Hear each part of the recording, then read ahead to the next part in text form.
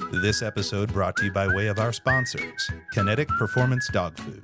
Kinetic's line of premium dry food and supplements provides clean, sustainable energy for everyday active, sporting, and working dogs. Visit kineticdogfood.com for details. And Highland Hideaway Hunting Preserve in Riverside, Iowa, with over 1,500 acres of meticulously managed and maintained preserve. Book a hunt today at highlandhunting.com. And now, on with our show.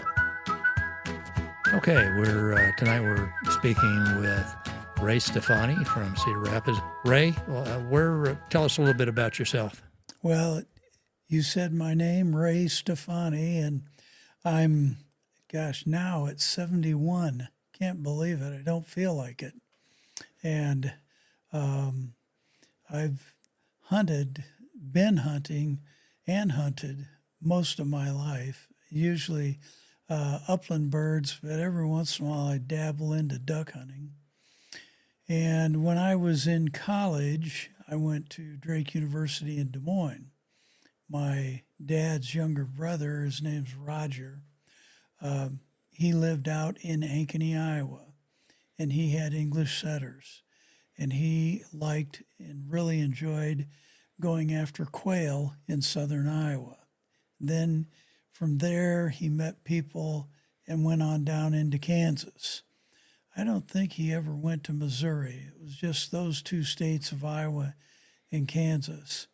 And he had a job where he had 9 weeks vacation throughout the year. So he would use at least 3 of those weeks going after usually quail in southern Iowa and Kansas. And I really enjoyed watching the dogs work. And he was kind of what I'd call a partial trainer. He would teach them the very basic commands of come, sit, maybe stay.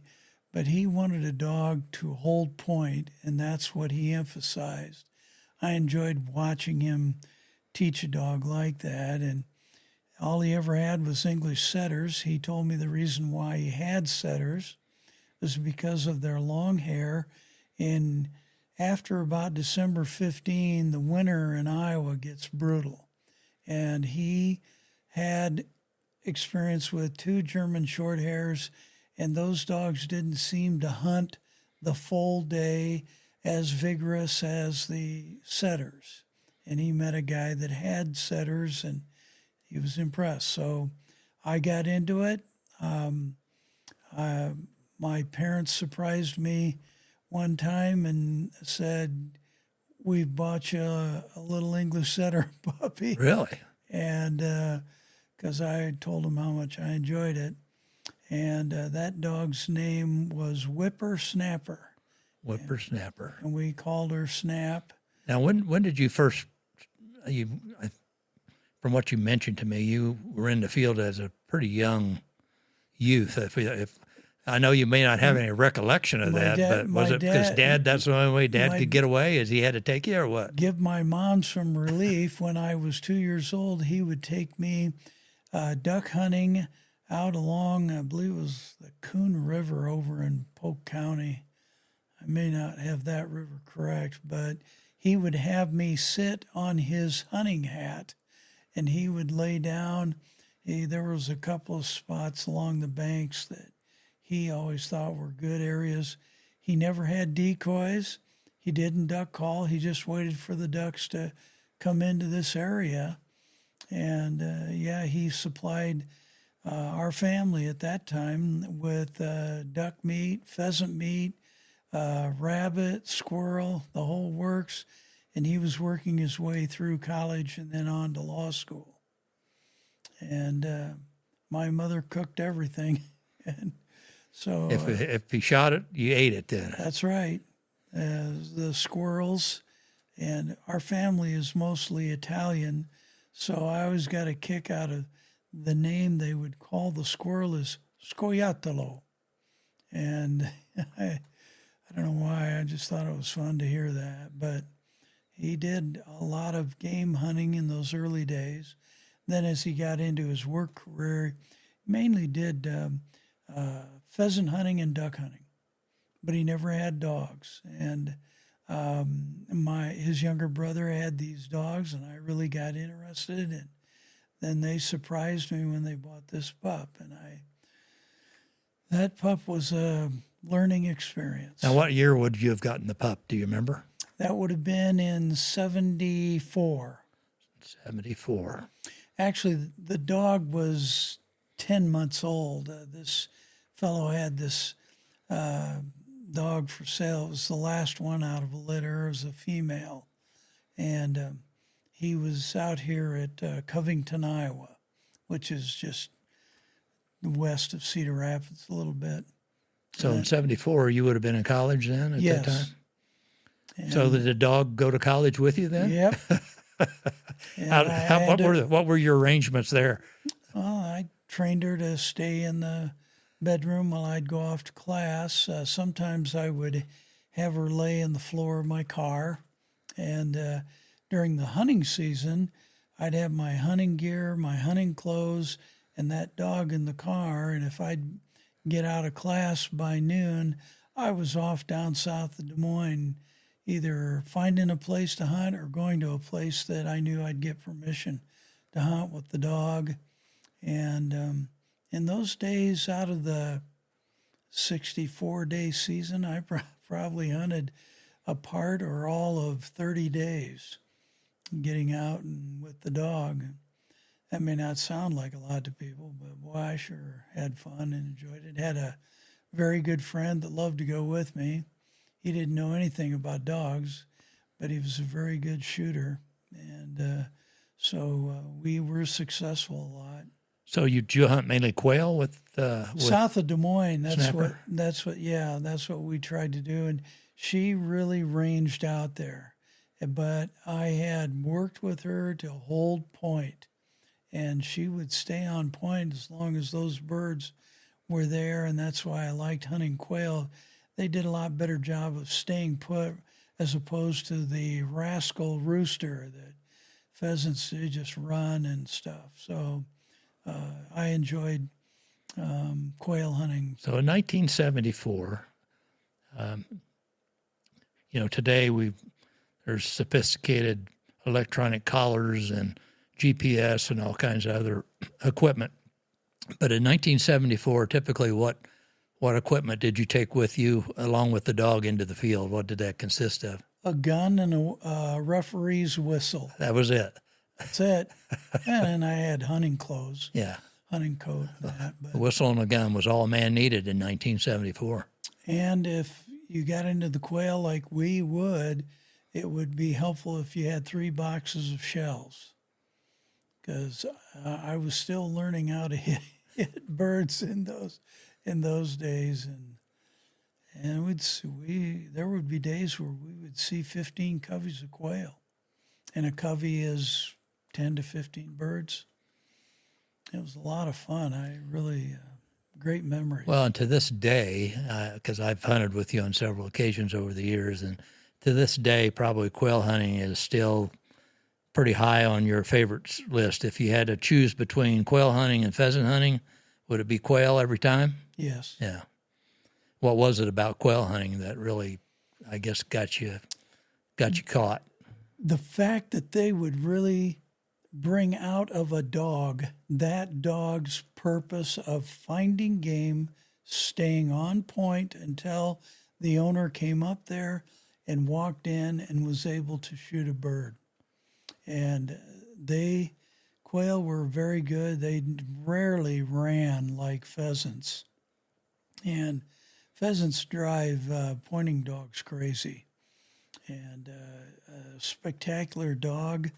A good friend of mine, you might know him, he had a dog named Lou that was phenomenal on running pheasants. Lou knew how to sometimes get in front of that bird to stop him from running.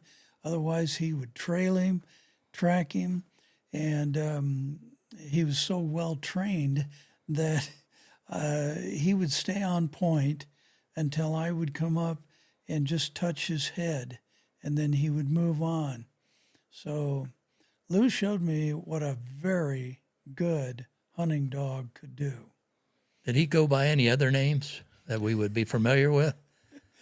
Well, I think his family called him King Lou, Sweet Lou, Lou Baby, you know. I think mostly in the hunting circles he was known as Sweet Lou, and probably to this day is still mentioned by that name. Yeah, he was. I had an opportunity to hunt over him many times. He was a good one. There's no question about it.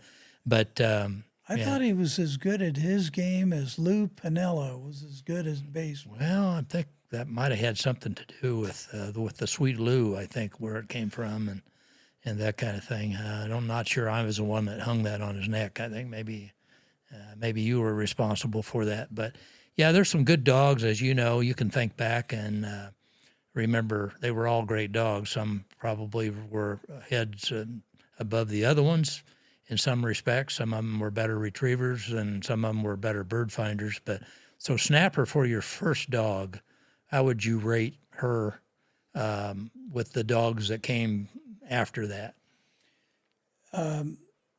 She had a very good nose. I would say that out of all the dogs I've had, and gosh, I think I've had 12 or 14 setters by now, both Irish and English. But Snapper probably would be number 4. She could have been the number 1 if I knew more about training. So she was a learning experience for me. She wanted to please. There were 4 different occasions where we were hunting in country that had dips and draws. And if she found a covey of quail and those birds held, she would never come off point. And I remember 2 different days we searched for an hour to find her, and she was locked on point. And my uncle said, I got to tell you, if we left that dog there, she might die, and there would be her skeleton on point. And she just, she really knew how to hold that point. Wow. And for at least an hour, what you were looking for. Oh, gosh, yes. Now, see, in today's world, you'd have had a GPS device telling you exactly that dog was, what direction the dog was and how far. But the reason why I say it was an hour, I kind of thought, well, she's a young dog and had run off. So we walked up a couple of different fields and draws thinking she might be over in that area. No, we came back to where we originally started, and she was probably, maybe 100 yards from where we came back to and found her. Well, I certainly hope that you killed a bird out of that covey for her on the flush. How do they say that in the political game? No comment. But the birds were there, though. They were. They were. That's incredible. Yeah, my uncle was a very good shooter. I'm sure he collected something out of that covey, and I was learning and trying. So she kind of was that benchmark, I guess, for the future setters. You probably measured some of them against where she was or what she was able to accomplish. And as you said, as you got more knowledgeable about the training things and how to make a dog better, your dogs probably turned out better or performed better along the line there as they came along. One thing about Snapper, I would say she was the number 1 dog I had that would hunt dead birds on command.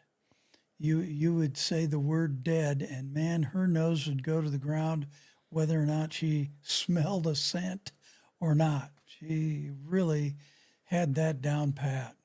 And that may have been from the first fellow that had her up until she was a year, because he had worked with her and hunted her.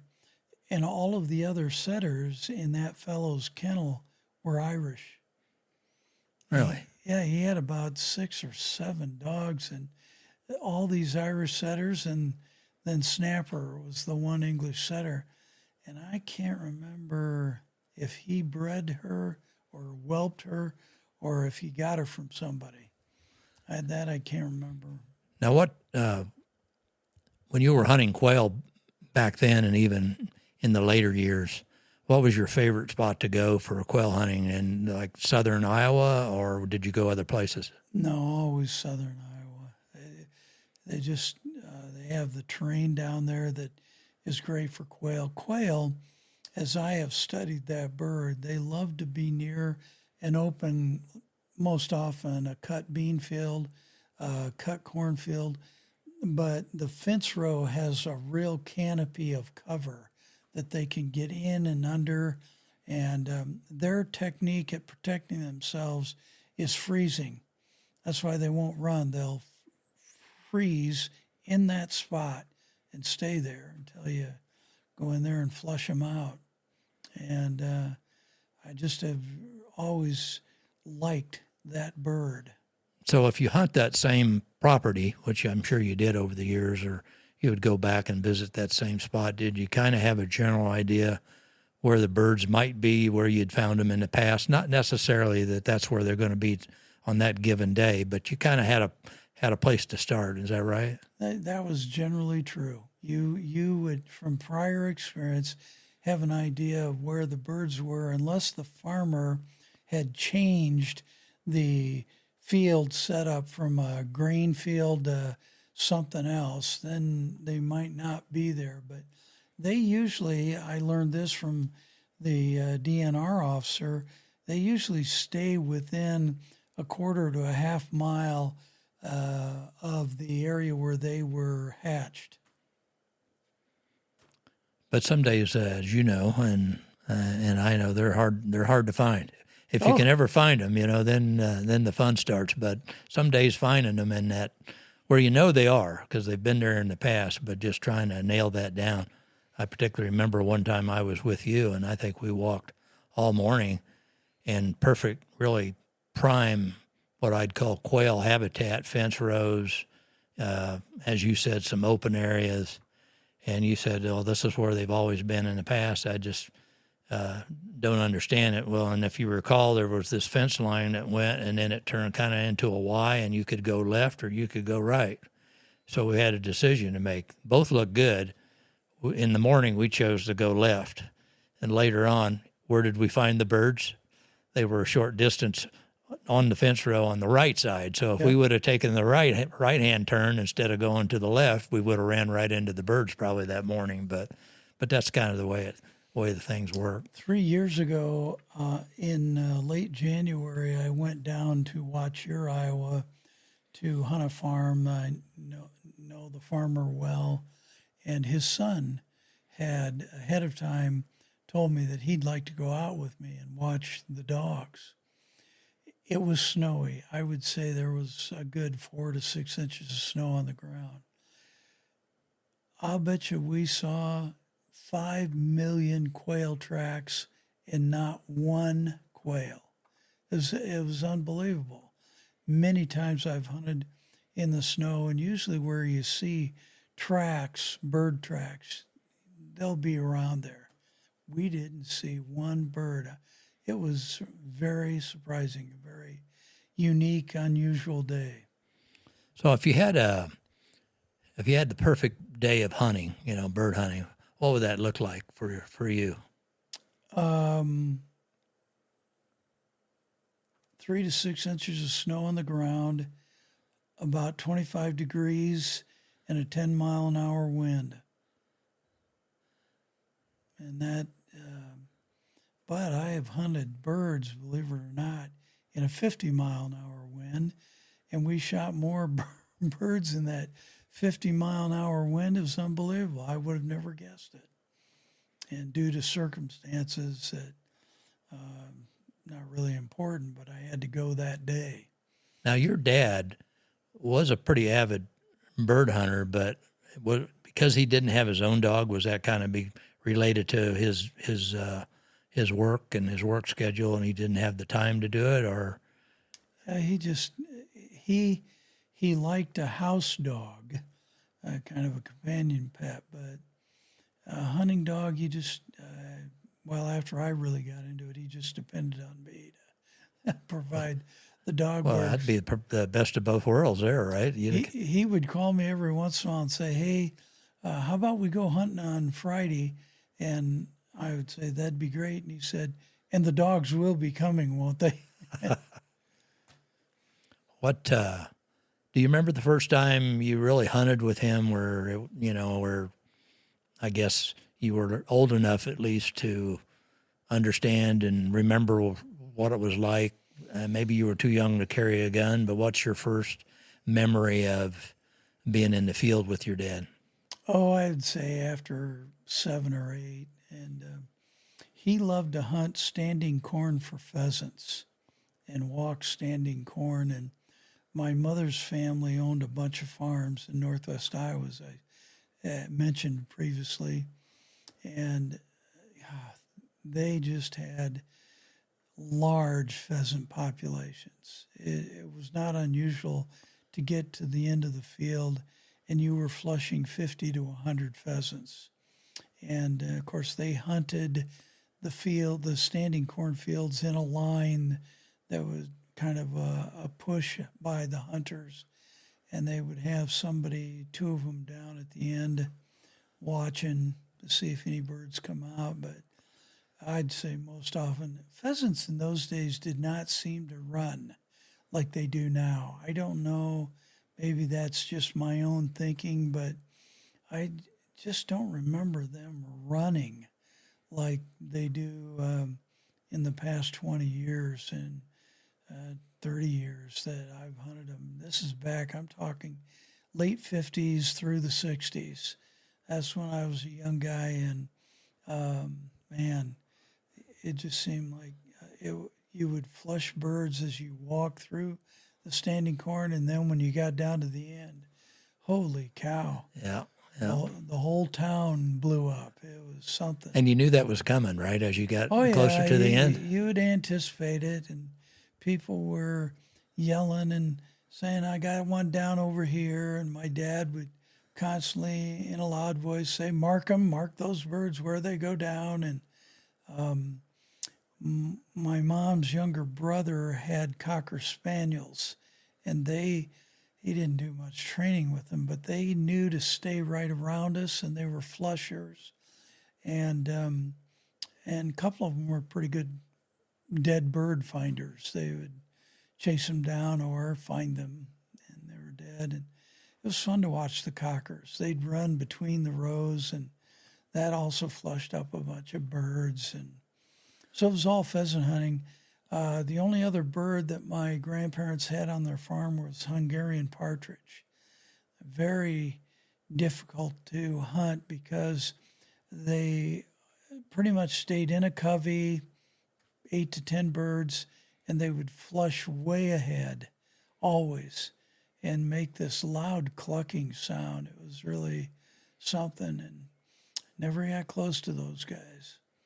And I'm sure there's a way to hunt them. I, at one time, really thought about focusing on northeast Iowa.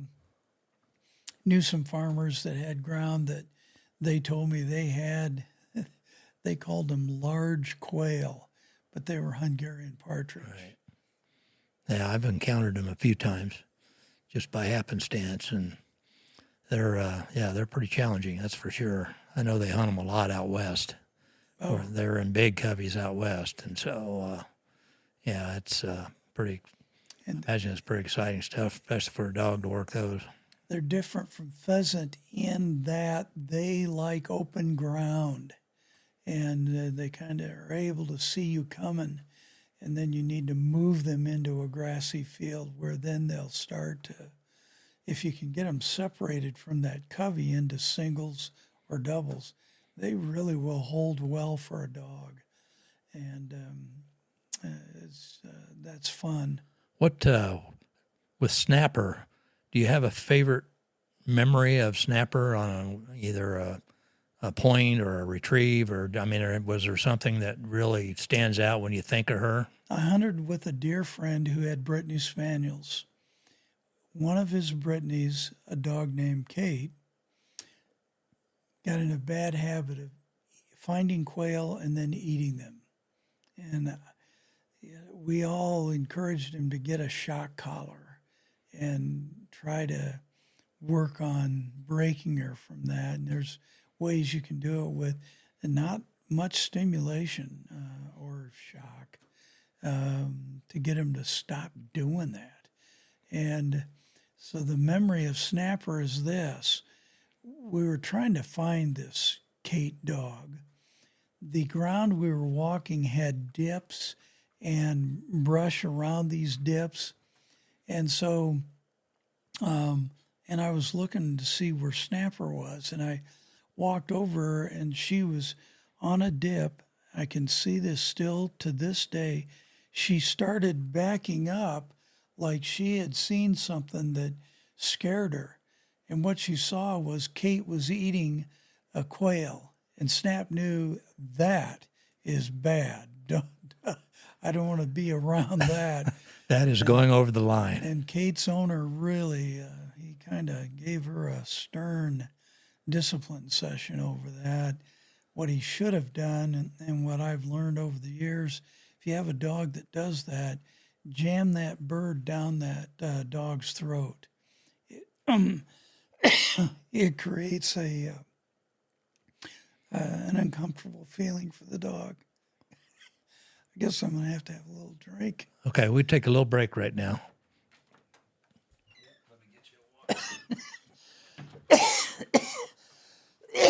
Sorry. Gosh. No, bro. Talking too much. Talking too much. I didn't think it was impossible for you to talk too much. There's people who say that about me as well. But, well, it's the subject, you know. Yeah, the old subject. Yeah, there's just lots of memories when you start thinking about these dogs. I mean, my goodness, I can just, think well, about I'm sure you everybody I've hunted with. I think about some. You guys will do some editing. Oh, yeah. A lot of editing. I'm dependent on it. Hey, Will? Yeah. Where are we at for time? We're about 25 minutes in. Okay. So 30 minutes and we're done? Yeah, probably. Good. Probably. whenever you run out of stories. Let him hook us up again.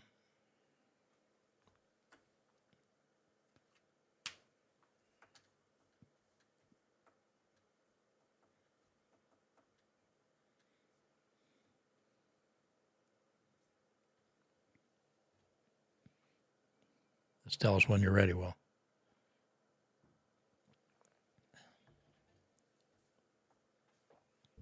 Are you waiting on me? Yeah. Oh, I'm sorry. Yeah, I'm just getting you a timer going here. Give me just a moment. How's it flowing so far? Okay. Yeah. I'm still rolling, and that's fine. Okay. Like Ray said, I can cut it later. It's not a big deal, but create a free timer. I'm just trying to throw together a timer for you because I realized I hadn't done it. Okay. I need share link. Mirrored. Timer.io. R9GGKZ. 9GGKZ. 45K. Okay. All right.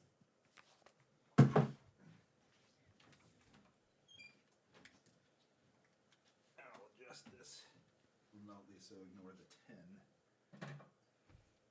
Guess I can update that. That doesn't matter as long as I just kind of wanted a reference point. Yep, I got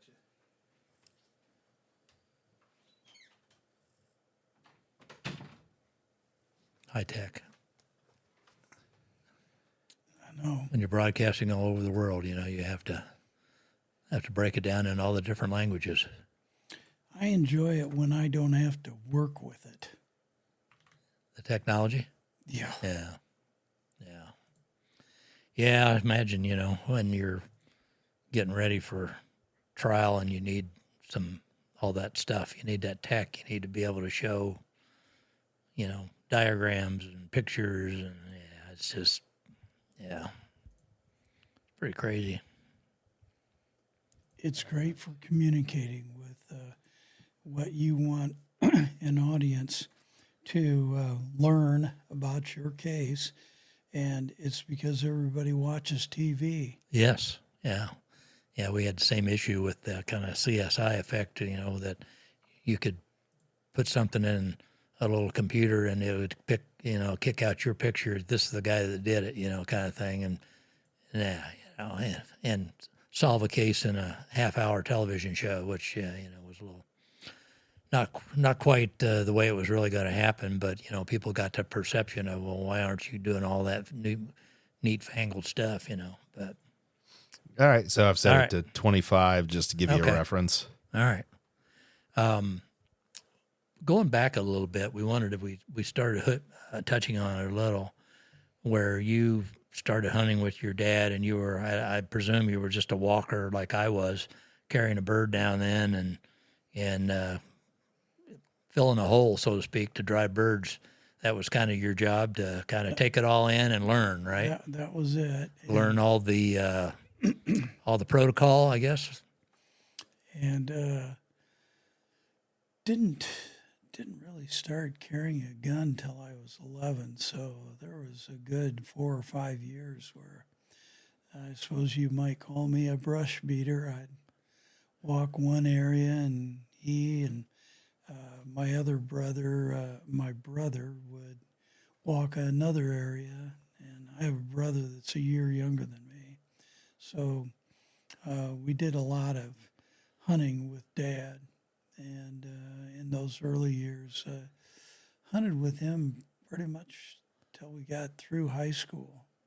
What was that like for people who've never had an opportunity to grow up hunting with a dad or a grandfather? What did you learn from that, or what did that mean to you? There was kind of a, if you want to call it a ritual that we'd go through. We would clean the guns before the hunting season, and then we would clean the guns after the hunting season. So they got a double cleaning. And Dad was very strict about that. He followed that. He always wanted to make sure that they operated and that the safeties functioned properly on a gun. And he, of course, taught us to never take that safety off until that bird is in the air. And that was the ritual. We would, before the hunting season, a lot of times it was before the squirrel season would start. In Iowa, the squirrel season starts in September, and he would go to, he knew some farmers at Marengo, Iowa, which is about 30 minutes from our house, and he liked to go get squirrels. And my mom would fix them with an Italian cornbread called polenta. It was phenomenal. And there were never leftovers of squirrel and polenta. Wow. Or as they say in the native tongue, scoiattolo and polenta. And he liked to do that to start the season off, is go get squirrels and then gradually work into duck season. And it was just, that seemed to be the routine. And then after October, then pheasant season would start, and then we'd hunt pheasants. And then when pheasant ended in January and February, we'd hunt rabbits. And I would ask my dad if we could get a beagle, because I had seen a show where some fellows were using beagles to hunt rabbits, and I thought that looked really fun, and how those dogs would chase that rabbit in a circle that would come around to you, the hunter. And no, he wasn't persuaded. But, and so obviously early on, before you got a gun in your hands, you were kind of learning the ropes. And, you know, did he kind of test you from time to time about climbing fences and your safety aspects? Before we carried guns, he would have us clean the guns with him and learn about them. And he would not clean he shot a semi-automatic Browning 12 gauge, and he wouldn't have us get into the receiver of the gun and clean all those integral parts. Probably every 2 or 3 years he'd take that to a gunsmith and have that really cleaned out. But we would break it down to the general 3 to 4 parts and clean those parts, oil and all of that. And that preps you for hunting, knowing that you're cleaning something that really can kill and it can injure. And so you got to respect for handling that gun with care. And of course, everybody says safety. You got to be safe with it. And I thought it was a good idea. And I never asked Dad, why did you have us clean those guns like that? But I think that was in the back of his mind, that if we were conversant, so to speak, with the guns and knowing their parts and knowing what they could do without really firing the gun, you got that respect to really handle it with care and, be safe with it out in the field. What was it like getting that first gun? Did he was he the one that provided you with that as a gift, or he shocked me? He shocked you because I asked for a shotgun for 2 years, and it was at Christmas, and the gun was from him and my mother, and it was a Browning semi-automatic 20 gauge that it would fire 3-inch shells, because he wanted to take us duck hunting in addition to the pheasant hunting, and he liked us to use the 3-inch shells to shoot ducks. Now, what year would that have been?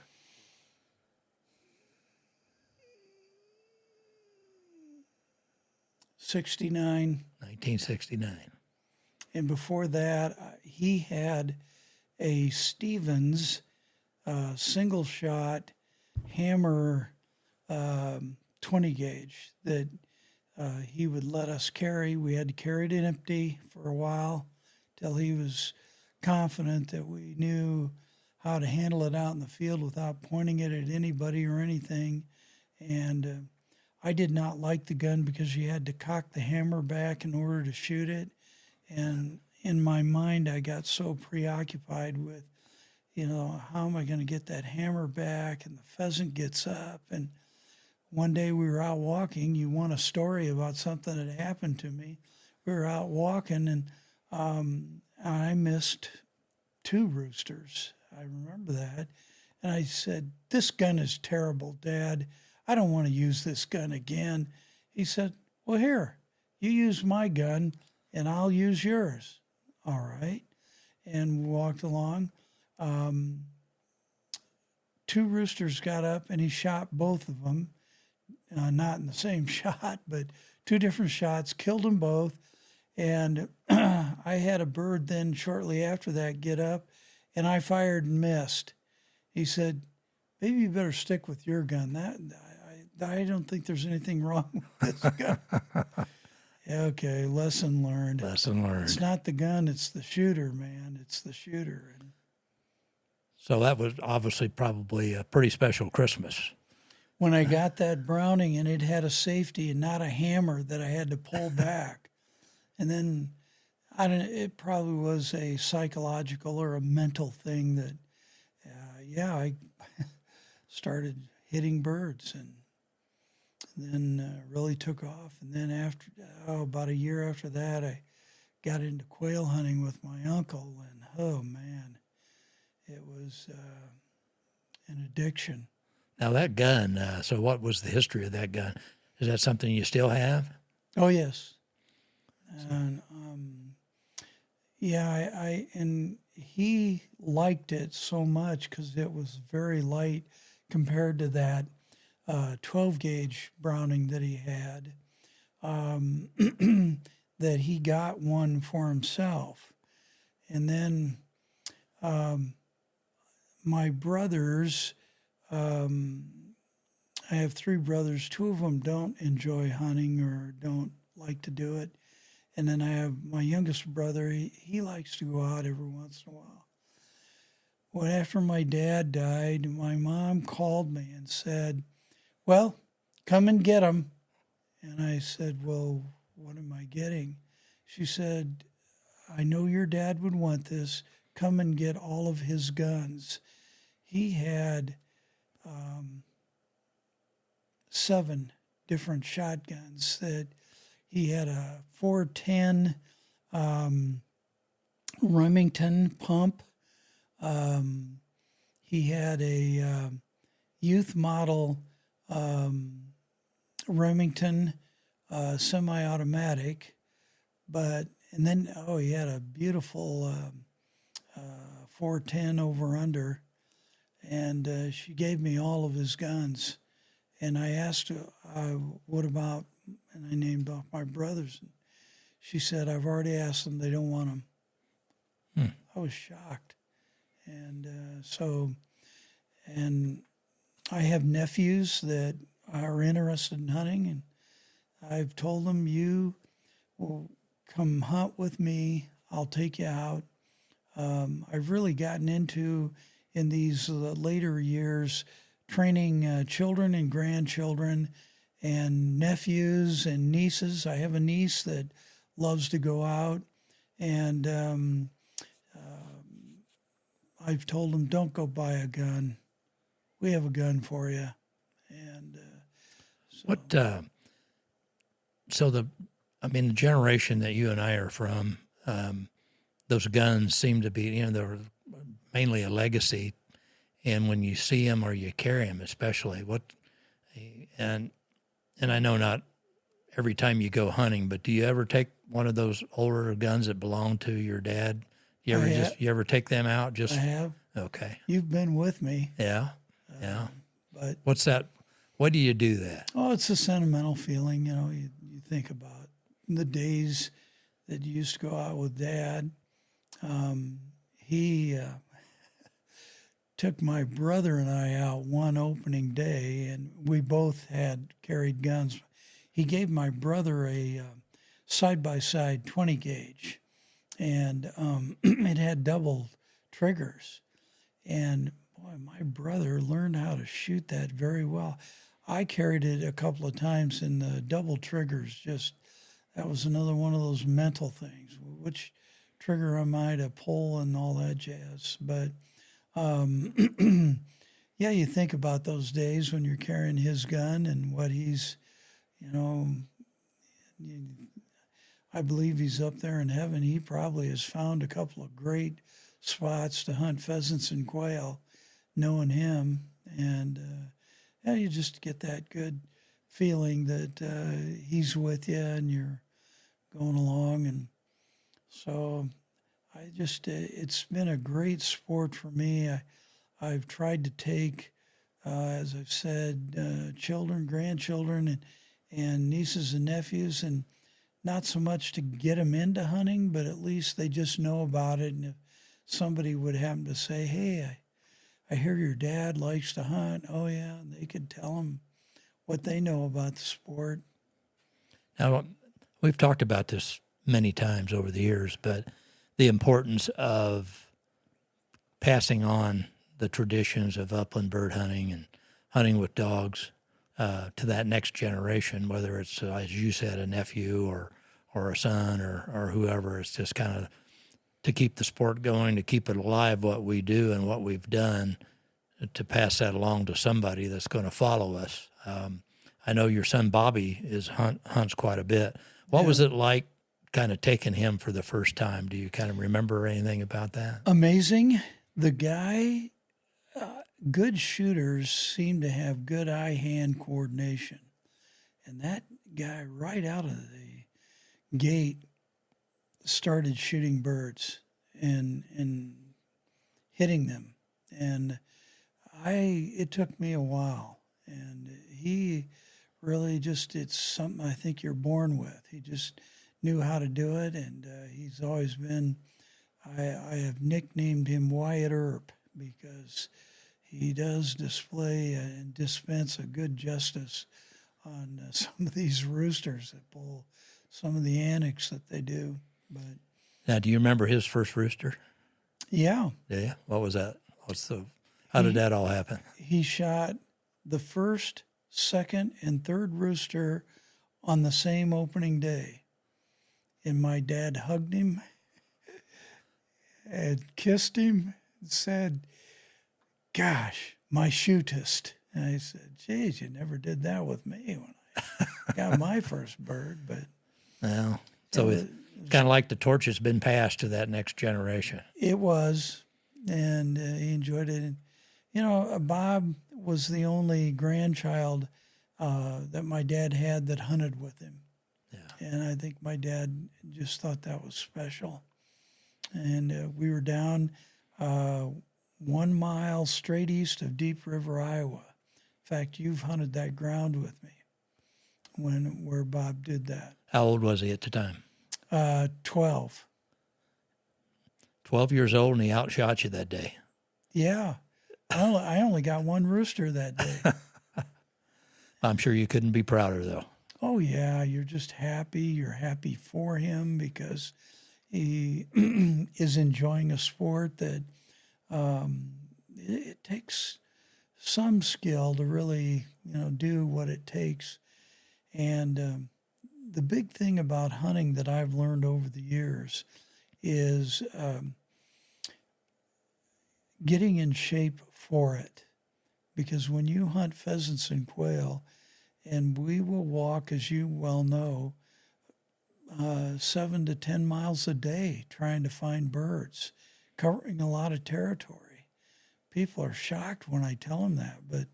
And then you're wearing probably 50 to 60 pounds of clothing when you're doing that. Although they say they make boots light, let me tell you, the hunting boots get heavier as the day goes on. Absolutely. And so it is a sport. That's why I refer to it as a sport, because I've learned you got to be in shape to do it. And I've had 2 separate episodes where I took fellows hunting. You weren't with me on either occasion. One guy fell 3 times and the other guy 7 times. And we had to quit early. And it taught me, don't assume that people are in shape to do this. I start asking questions these days if they want to go out. Now, there's a story floating around that related to you and a hunting incident that you had where you found this open piping or well pipe or whatever it was. What was that, a true story, or what did that really happen? You don't know this, but yeah, earlier I said that I wasn't a big technology fan, but I have well detectors in my boots. And they happened to find this one. It was an unmarked, I suppose you'd call it a farmyard well, because there was a farm at one time on that ground, buildings and stuff. But as you what's the chances that a well-placed footstep would land right in the middle of an open? 1,000,000 to 1. And if I had a lottery ticket that day, I would be down in Texas chasing quail. Yeah. I'll confess that I actually witnessed that event take place, but you continued to hunt and you finished the day out even after that. But oh yeah, if I recall, I think we put a stick there to say, and every time we hunted that place afterwards, remember, we would always have I was there 2 years ago. Last year I didn't get to do much hunting, but 2 years ago, and yeah, I know exactly where it is. Avoid it. Well, you're right. I mean, people can kind of make sure it can be rough going sometimes out there in that cover. So that's why I say you have to be in shape. Do plenty of off-season exercise. And walking just doesn't cut it. You really need, I think, do a little bit of jogging, some good vigorous exercise to get your heart pumping, because it'll be pumping when you walk over the kind of ground that we work, and you know that. What's the most famous person that you ever bird hunted with? Wade Kisner.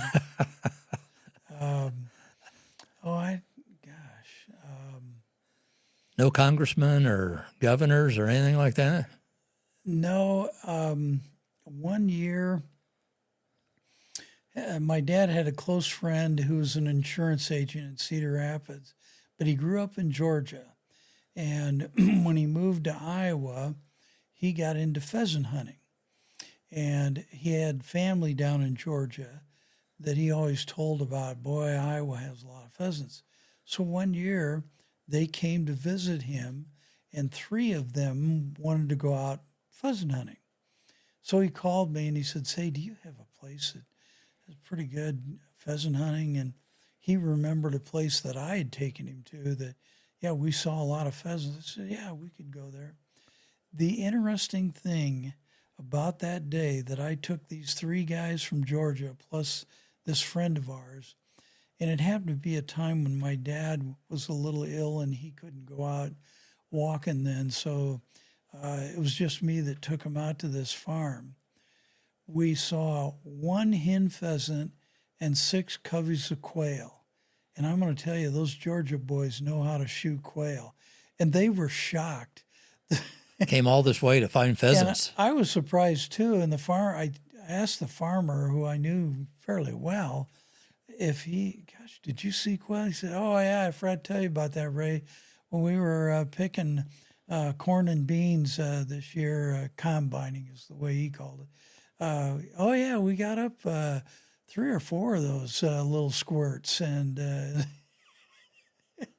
and here I brought these guys clear to Iowa, and they said they had a gas. I was running 3 dogs at that time, and the dogs were pointing and finding birds, and they said that they said it's phenomenal. They never said, "Wow, you travel all that way just to hunt more quail," but okay. So we all hope that as we get on in the years and to the point where physically maybe we're not able to hunt birds anymore like we've done over the years. But what is your hope for the future, I guess, of upland hunting? Do you see it continuing, or is it, what has to be done to make sure that the next generation, I guess, feels the same way about it that we do? That pheasants forever and quail forever live on and are as active as they can be in preserving territory and area for not only pheasants and quail, but all kinds of game animals, squirrels, deer.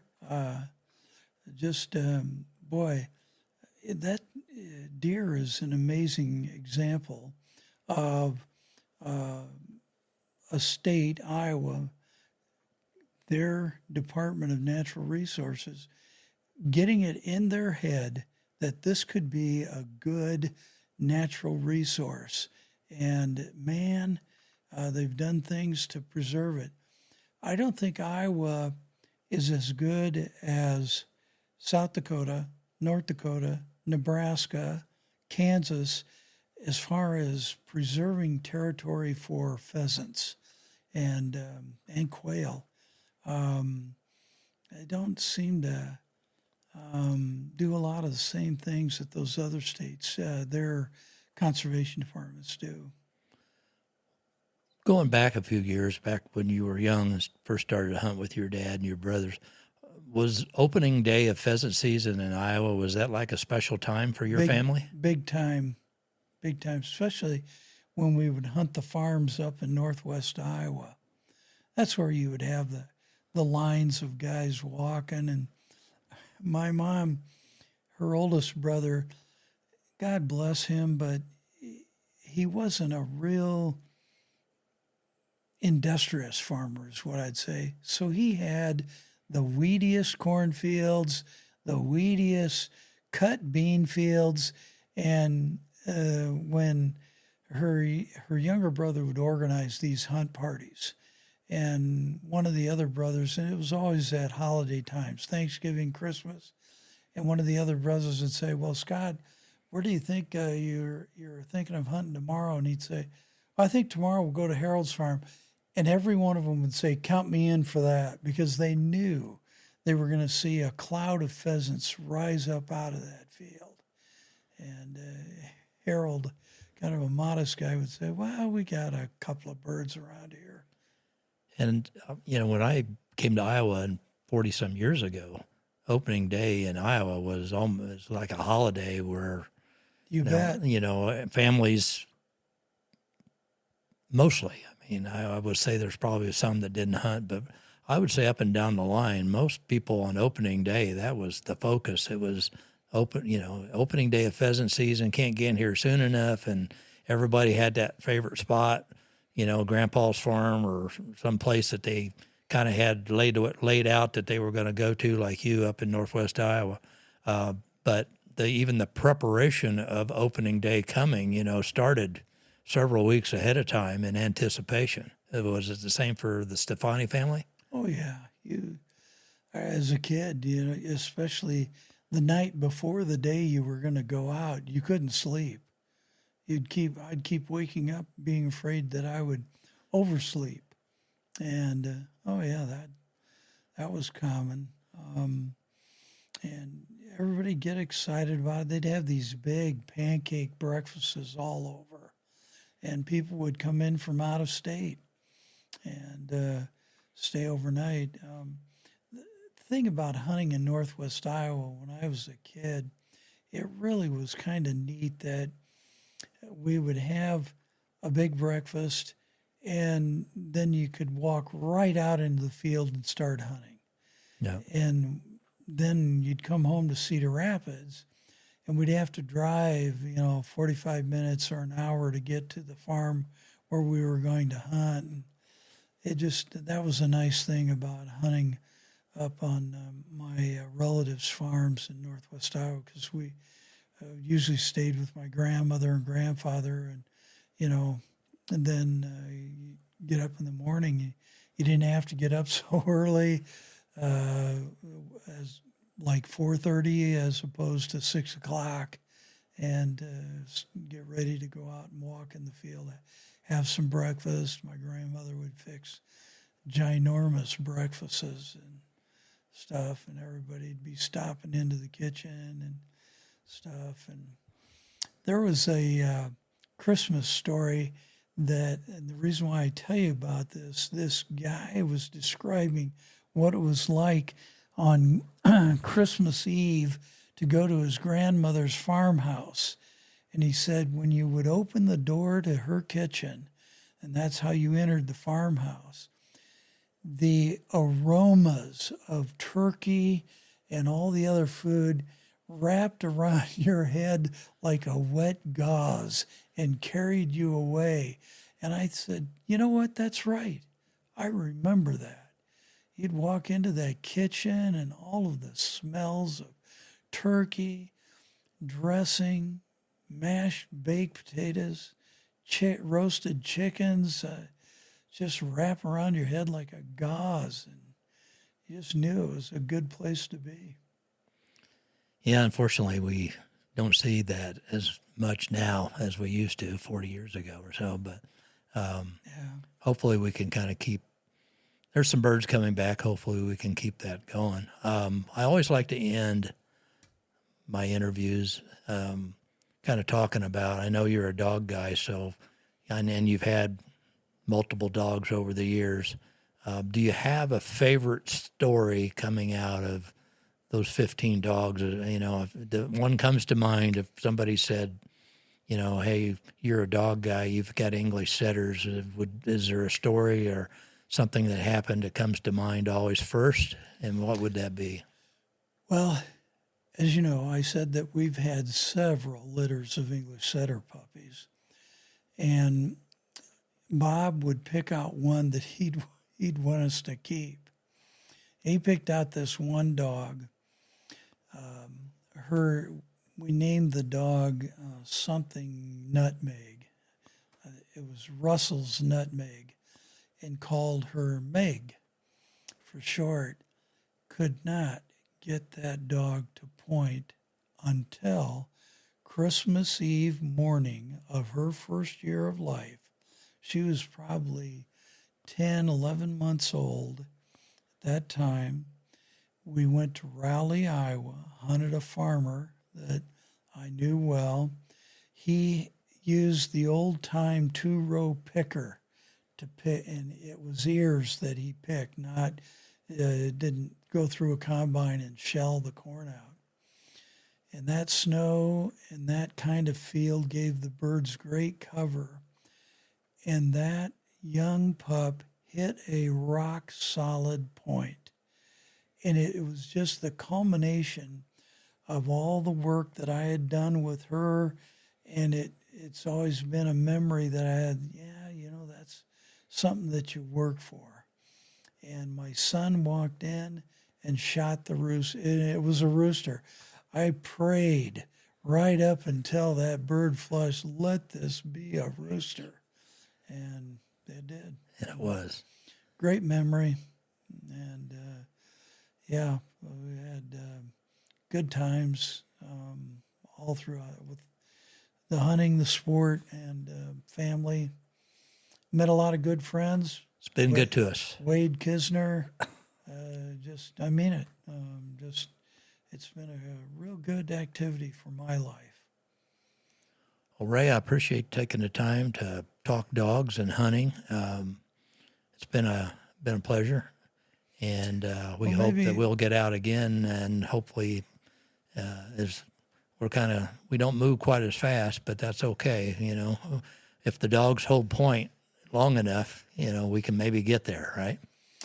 I like to think that we move fast enough to now smell the roses as we go along, whereas we would walk by those roses so fast many years ago and trying to get that limit of birds. So yeah, and for us, it's the getting the limit left a long time ago. It's more about seeing the dogs do their work and maybe having some youngster, a son, a nephew, somebody like that hasn't hunted before, get that first rooster. And for me, and I know for you, that's more gratifying than getting a limit any day. Very great of you to let me talk about memories and my history.